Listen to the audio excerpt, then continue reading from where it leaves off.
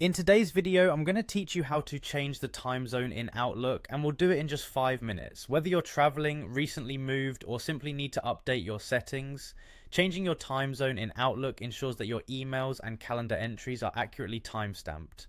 Let's walk through the steps together. First, you'll need to go to the Outlook login page. You can easily find this by searching for Outlook Login Microsoft 365 in your preferred web browser. This is where you'll access your Outlook account, so go ahead and search for that if you need to pull it up.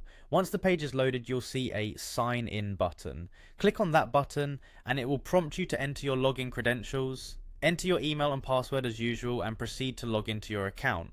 This is a straightforward step, but if you encounter any issues like forgetting your password, there are usually links and prompts to help you recover access to your account.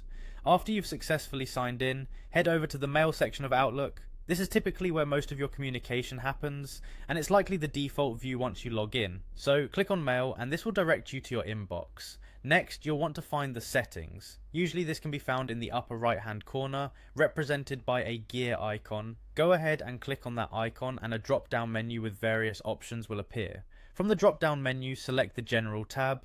This will bring you to a new set of options where you can configure different aspects of your Outlook account. Think of this as the control center for your settings. In the general settings, look for the option called Language and Time.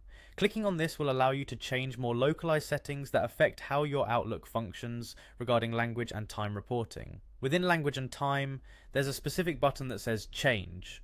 Click on that and you'll be taken to a page where you can adjust your time zone settings. You'll see a list of available time zones. Find the one that corresponds to your current location or time preference.